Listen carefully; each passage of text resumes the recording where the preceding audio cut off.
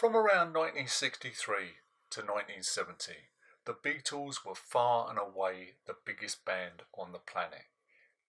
Probably the biggest celebrities on the planet.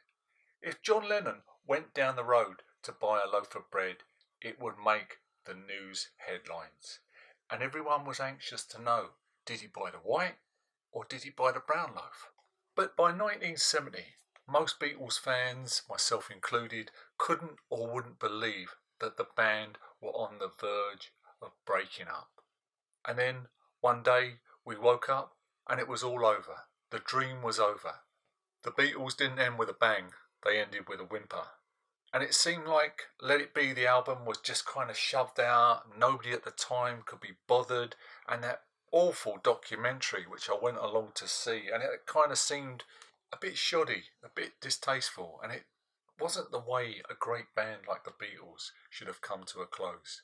So it all bought into the belief that the band at this time were completely dysfunctional. But the upcoming Peter Jackson documentary, released on Disney November the 5th, 6 hours over 3 nights, and this upcoming Let It Be box set, they say shows a different story, tells a different story.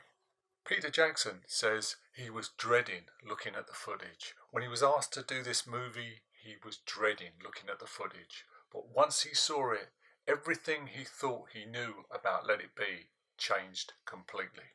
Yes, there were arguments, but there was also a lot of friendship, love, and good times. The Beatles producer George Martin says, "I see Let It Be as a married couple whose relationship has become stale."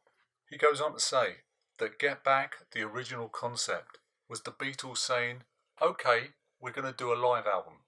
We're going to play a gig which we haven't planned yet.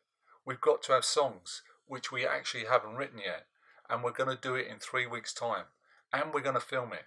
That was the concept. And even for the Beatles, that's brave.